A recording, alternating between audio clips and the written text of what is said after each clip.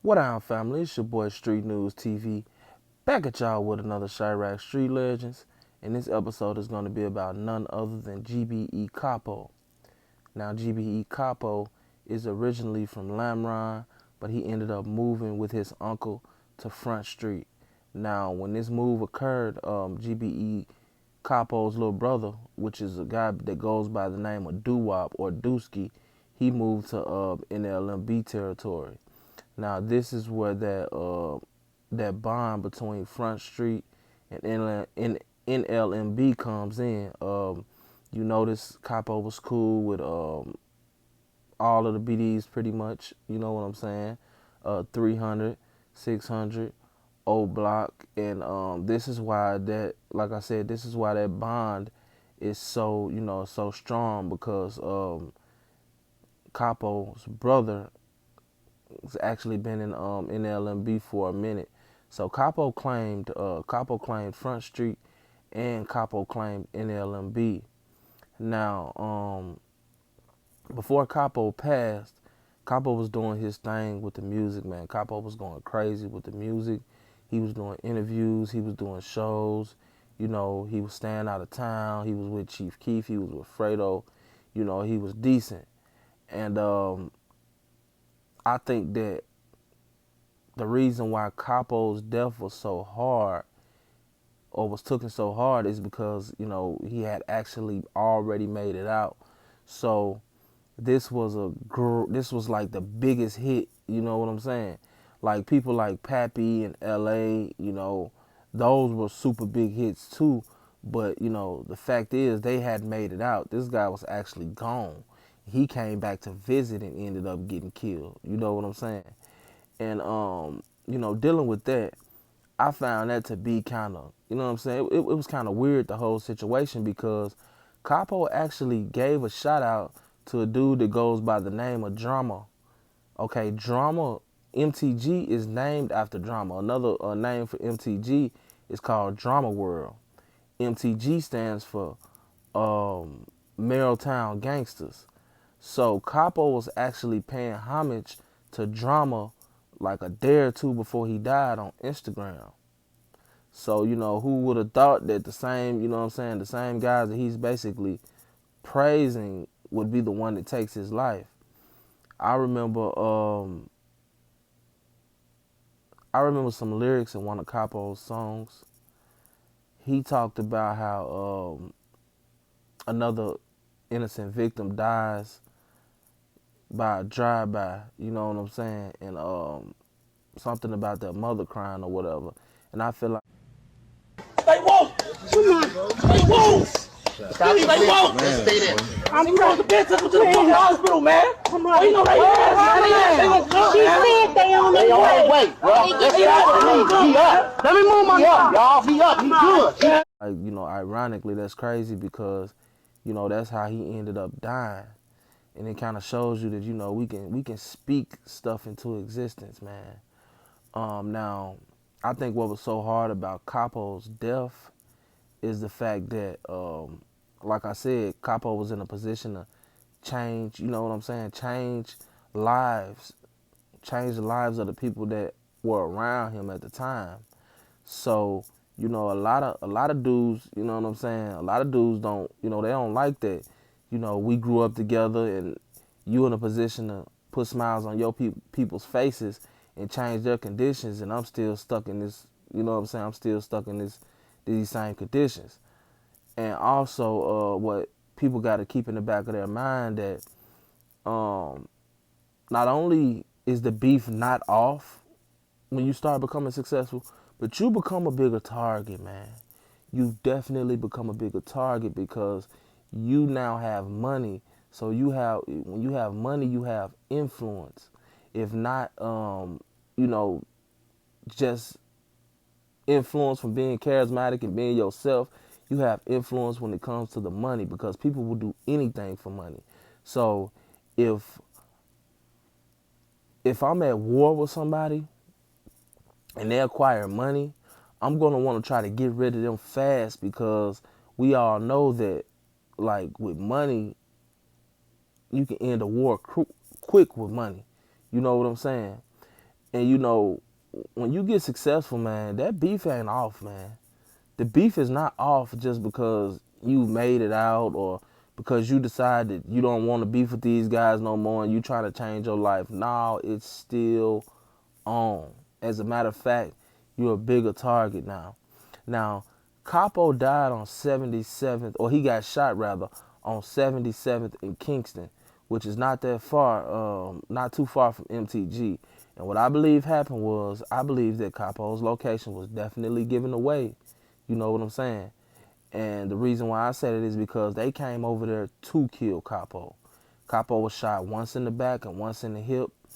Also, in that Capo hit, it was a 13-month-old child that was killed. Now, how the child was killed was the police had got behind the assailants, and they started, of course, you know, trying to outrun the police or whatever, trying to get away from the police.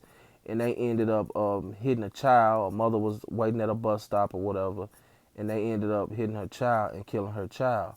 Now, what's really crazy about that is I heard that the dude that, because the driver got caught, the dude that actually pulled the trigger, he didn't get caught. But I heard that the dude that killed a 13-month-old, I heard that he's finna get out like very soon, like next year. You see what I'm saying?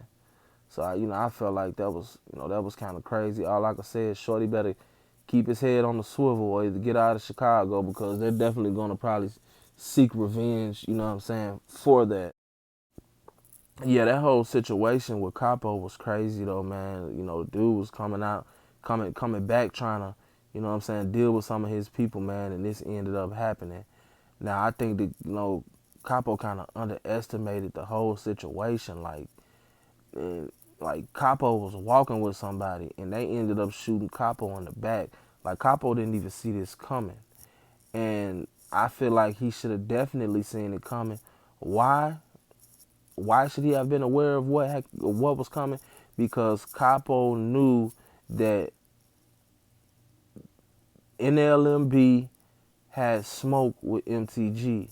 But not only that, Capo knew what type of niggas that he was around on a day-to-day basis. Capo was around some of the most notorious drill figures that ever walked the earth. You see what I'm saying? So he knew what came with it. He definitely knew what came with it. I feel like Capo should have been moving a lot better. I feel like, not to say that this is Chief Keef's fault or nobody else's fault.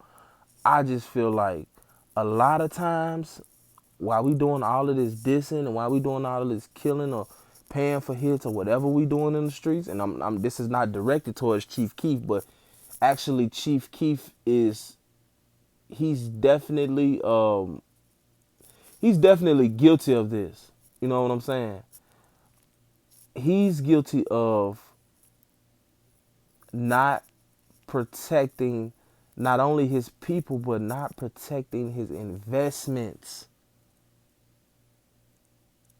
We have to stop even allowing our artists and our people that we know that have potential to be successful. We have to stop even allowing them to put themselves in situations like that. Like, if Capo would have been my artist, anytime Capo would have been in Chicago, Capo would have been heavily guarded. Why? Because not only was Capo a breadwinner, but Capo was making money for me. And on top of that, I loved Capo. So of course I'm not gonna allow Capo, even if Capo feels as though he don't need security or whatever, damn that. You gonna have security.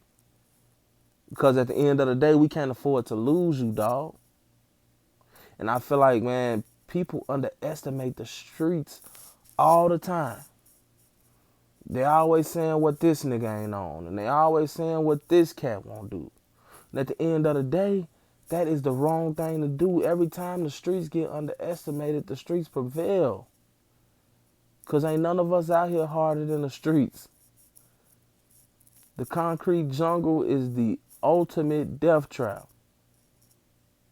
And I just want my younger listeners, man, even my older listeners, man, if y'all can learn something from this. But I really want to try to teach and touch the younger generation, because these are the guys that are out here slide. These are the guys that feel like they have no other choice but to indulge in gang activity. These are the guys who is pretty much trapped in these situations, and they feel like they have no out. Well, to those guys, believe me, I used to feel the same exact way. But believe this when I tell you, it's always somebody that's willing to help you, man. But if you're not really trying to get the help and you're not reaching out for this help, man, you will not receive it.